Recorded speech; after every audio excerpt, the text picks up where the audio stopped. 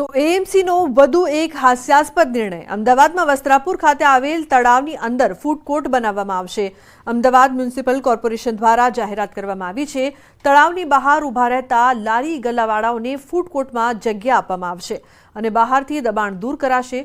વસ્ત્રાપુર લેકમાં ઉંદરે આખું તળાવ ખોતરી ખાધું છે. ઉંદર થવાનું કારણ બહાર ઊભી રહેલી લારીઓનો એઠવાડ છે. હવે એ લારીઓ હટાવાશે, પણ એ લારીઓ હટાવવાવાળાને તળાવના અંદર 55 ફૂડ કોર્ટ તૈયાર થશે, એટલે તેમાં જગ્યા આપવામાં આવશે. તો એ એઠવાડ ઠાલવવાનો પ્રશ્ન નહીં રહે. એઠવાડ થશે એટલે ઉંદર રહેશે, અને ઉંદર રહેશે એટલે ફરી ઉંદર તળાવને કોતરી ખાશે, એવી ભીતિ કોર્પોરેશનને સેવાઈ રહી છે.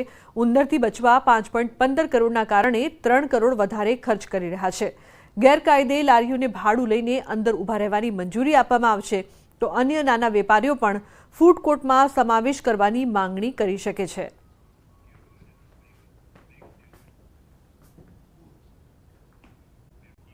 તો અમદાવાદ શહેરમાં ચોમાસા દરમિયાન મચ્છરજન્ય રોગોને અટકાવવા કોર્પોરેશન એક્શનમાં આવી છે.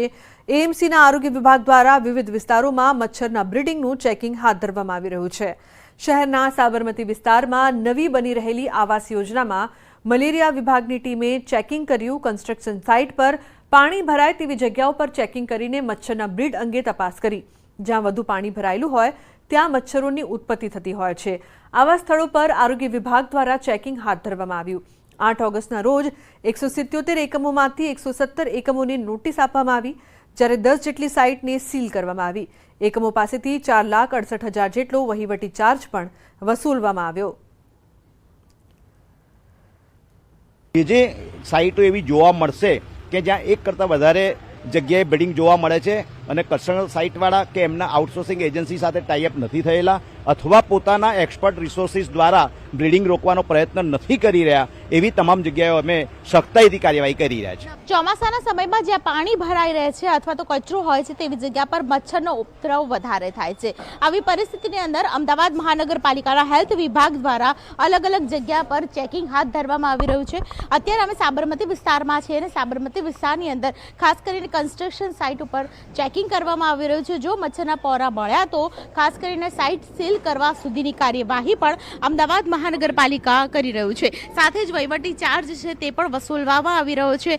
અત્યાર સુધી કહી શકાય કે 219 જેટલા એકમો છે તેને ચેક કરવામાં આવ્યા છે. ઘણા બધા એકમોને સીલ કરી દેવામાં આવ્યા છે અને તેની સાથે સૌથી મહત્વની વાત એ છે કે એક ગાઈડલાઈન પણ એડવાઇઝરી પણ આપવામાં આવે છે કે પાણી આવી જગ્યાએ જો ભરાયેલું રહે અને મચ્છર ન થાય તો તે માટે શું કરવું, અને તે માટેની ખાસ કરીને તકેદારી છે તે કન્સ્ટ્રક્શન સાઇટ ઉપર તમામ કર્મચારીઓએ રાખવી પડે તેવી પરિસ્થિતિ, અને સાથે બિલ્ડર છે તેને પણ જાણ કરી દેવામાં આવે છે, જેથી કરીને મચ્છરનો ઉપદ્રવ ના થાય અને તેને કારણે બીમારી છે તેના પર ક્યાંક ને ક્યાંક રોક લાગી શકે. કેમેરા પર્સન હિરેન શાહ સાથે Deepika Kumar, news 18 Gujarati, Ahmedabad.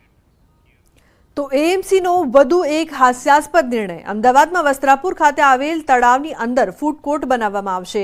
Ahmedabad municipal corporation દ્વારા જાહેરાત કરવામાં આવી છે. તળાવની બહાર ઊભા રહેતા લારી ગલ્લાવાળાઓને ફૂડ કોર્ટમાં જગ્યા આપવામાં આવશે અને બહારથી દબાણ દૂર કરાશે.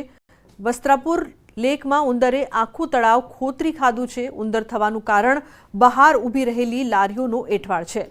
હવે એ લારીઓ હટાવાશે, પણ એ લારીઓ હટાવવાવાળાને તળાવના અંદર 55 ફૂડ કોર્ટ તૈયાર થશે, એટલે તેમાં જગ્યા આપવામાં આવશે. તો એ એઠવાડ ઠાલવવાનો પ્રશ્ન નહીં રહે. એઠવાડ થશે એટલે ઉંદર રહેશે, અને ઉંદર રહેશે એટલે ફરી ઉંદર તળાવને કોતરી ખાશે, એવી ભીતિ કોર્પોરેશનને સેવાઈ રહી છે. ઉંદરથી બચવા 5.15 કરોડના કારણે 3 કરોડ વધારે ખર્ચ કરી રહ્યા છે. ગેરકાયદે લારીઓને ભાડું લઈને અંદર ઊભા રહેવાની મંજૂરી આપવામાં આવશે, તો અન્ય નાના વેપારીઓ પણ ફૂડ કોર્ટમાં સમાવેશ કરવાની માંગણી કરી શકે છે.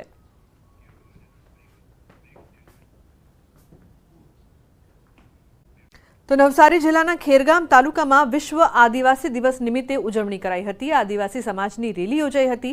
આ દરમિયાન પોલીસ સાથે કોઈ બાબતે ઉગ્ર બોલાચાલી થતાં લોકોએ પોલીસકર્મીને ધક્કો માર્યો હતો.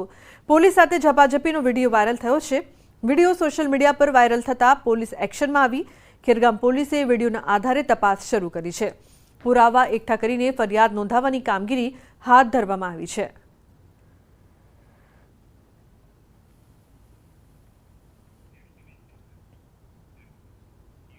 તો અમદાવાદ શહેરમાં ચોમાસા દરમિયાન મચ્છરજન્ય રોગોને અટકાવવા કોર્પોરેશન એક્શનમાં આવી છે। એએમસીના આરોગ્ય વિભાગ દ્વારા વિવિધ વિસ્તારોમાં મચ્છરના બ્રીડિંગનું ચેકિંગ હાથ ધરવામાં આવી રહ્યું છે। શહેરના સાબરમતી વિસ્તારમાં નવી બની રહેલી આવાસ યોજનામાં મલેરિયા વિભાગની ટીમે ચેકિંગ કર્યું। કન્સ્ટ્રક્શન સાઇટ પર પાણી ભરાય તેવી જગ્યાઓ પર ચેકિંગ કરીને મચ્છરના બ્રીડ અંગે તપાસ કરી। જ્યાં વધુ પાણી ભરાયેલું હોય ત્યાં મચ્છરોની ઉત્પત્તિ થતી હોય છે। આવા સ્થળો પર આરોગ્ય વિભાગ દ્વારા ચેકિંગ હાથ ધરવામાં આવ્યું।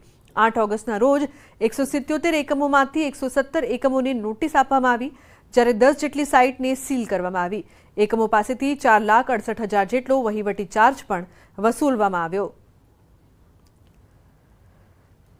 જે સાઇટો એવી જોવા મળશે કે જ્યાં એક કરતાં વધારે જગ્યાએ બ્રીડિંગ જોવા મળે છે અને કન્સર્ન સાઇટવાળા કે એમના આઉટસોર્સિંગ એજન્સી સાથે ટાઈઅપ નથી થયેલા અથવા પોતાના એક્સપર્ટ રિસોર્સિસ દ્વારા બ્રીડિંગ રોકવાનો પ્રયત્ન નથી કરી રહ્યા, એવી તમામ જગ્યાએ અમે સખ્તાઈથી કાર્યવાહી કરી રહ્યા છીએ। ચોમાસાના સમયમાં જ્યાં પાણી ભરાઈ રહે છે અથવા તો કચરો હોય છે તેવી જગ્યા પર મચ્છરનો ઉપદ્રવ વધારે થાય છે। આવી પરિસ્થિતિની અંદર અમદાવાદ મહાનગરપાલિકાના હેલ્થ વિભાગ દ્વારા અલગ અલગ જગ્યા પર ચેકિંગ હાથ ધરવામાં આવી રહ્યું છે। અત્યારે અમે સાબરમતી વિસ્તારમાં છીએ અને સાબરમતી વિસ્તારની અંદર ખાસ કરીને કન્સ્ટ્રક્શન સાઇટ ઉપર ચેકિંગ કરવામાં આવી રહ્યું છે। જો મચ્છરના પોરા મળ્યા તો ખાસ કરીને સાઇટ સીલ કરવા સુધીની કાર્યવાહી પણ અમદાવાદ મહાનગરપાલિકા કરી રહ્યું છે। સાથે જ વહીવટી ચાર્જ છે તે પણ વસૂલવામાં આવી રહ્યો છે। અત્યાર સુધી કહી શકાય કે 219 જેટલા એકમો છે તેને ચેક કરવામાં આવ્યા છે। ઘણા બધા એકમોને સીલ કરી દેવામાં આવ્યા છે અને તેની સાથે સૌથી મહત્વની વાત એ છે કે એક ગાઈડલાઈન પણ એડવાઇઝરી પણ આપવામાં આવે છે કે પાણી આવી જગ્યાએ જો ભરાયેલું રહે અને મચ્છર ન થાય તો તે માટે શું કરવું અને તે માટેની ખાસ કરીને તકેદારી છે તે કન્સ્ટ્રક્શન સાઇટ ઉપર તમામ કર્મચારીઓએ રાખવી પડે તેવી પરિસ્થિતિ અને સાથે બિલ્ડર છે તેને પણ જાણ કરી દેવામાં આવ્યું છે, જેથી કરીને મચ્છરનો ઉપદ્રવ ન થાય અને તેને કારણે બીમારી છે તેના પર ક્યાંક ને ક્યાંક રોક લાગી શકે। કેમેરા પર્સન હિરેન શાહ સાથે દીપિકા કુમાર, ન્યૂઝ 18 ગુજરાતી, અમદાવાદ। તો એએમસીનો વધુ એક હાસ્યાસ્પદ નિર્ણય। અમદાવાદમાં વસ્ત્રાપુર ખાતે આવેલ તળાવની અંદર ફૂડ કોર્ટ બનાવવામાં આવશે। અમદાવાદ મ્યુનિસિપલ કોર્પોરેશન દ્વારા જાહેરાત કરવામાં આવી છે। તળાવની બહાર ઊભા રહેતા લારી ગલ્લાવાળાઓને ફૂડ કોર્ટમાં જગ્યા આપવામાં આવશે અને બહારથી દબાણ દૂર કરાશે। વસ્ત્રાપુર લેકમાં ઉંદરે આખું તળાવ ખોતરી ખાધું છે। ઉંદર થવાનું કારણ બહાર ઊભી રહેલી લારીઓનો એઠવાડ છે। હવે એ લારીઓ હટાવાશે, પણ એ લારીઓ હટાવવાવાળાને તળાવના અંદર 55 ફૂડ કોર્ટ તૈયાર થશે એટલે તેમાં જગ્યા આપવામાં આવશે। તો એ એઠવાડ ઠાલવવાનો પ્રશ્ન નહીં રહે। એઠવાડ થશે એટલે ઉંદર રહેશે અને ઉંદર રહેશે એટલે ફરી ઉંદર તળાવને કોતરી ખાશે, એવી ભીતિ કોર્પોરેશનને સેવાઈ રહી છે। ઉંદરથી બચવા 5.15 કરોડના કારણે 3 કરોડ વધારે ખર્ચ કરી રહ્યા છે। ગેરકાયદે લારીઓને ભાડું લઈને અંદર ઊભા રહેવાની મંજૂરી આપવામાં આવશે તો અન્ય નાના વેપારીઓ પણ ફૂડ કોર્ટમાં સમાવેશ કરવાની માંગણી કરી શકે છે।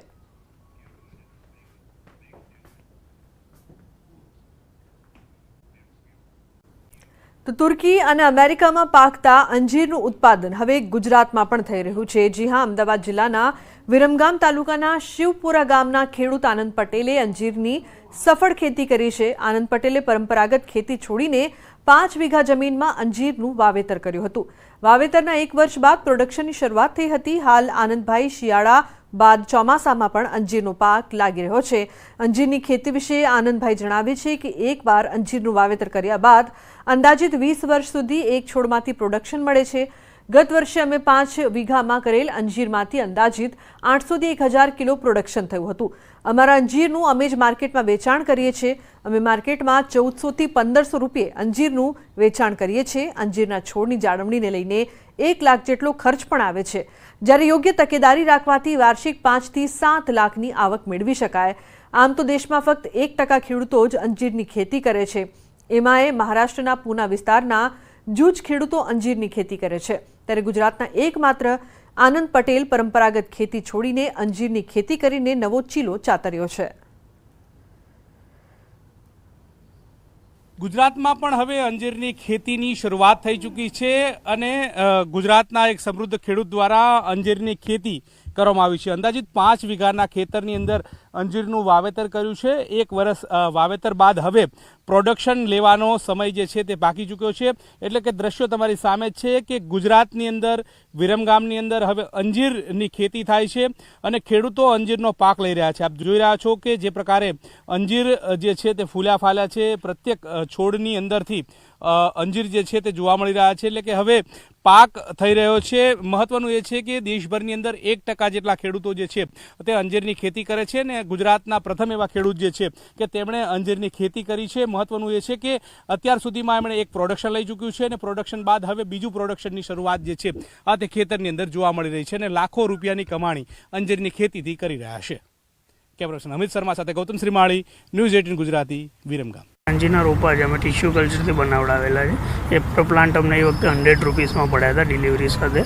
જ્યારે ટોટલ ફાર્મનો ખર્ચો એ વખતે અમારે 1.5 લાખથી 2 લાખનો થયેલો અને ત્યારબાદ એને દર વર્ષે મેન્ટેન કરવા માટે 1 લાખ રૂપિયાનો ખર્ચો થાય છે. જ્યારે એની આવક ગણીએ તો નોર્મલી 5 થી 7 લાખ રૂપિયાની પર યર આવક થતી હોય છે.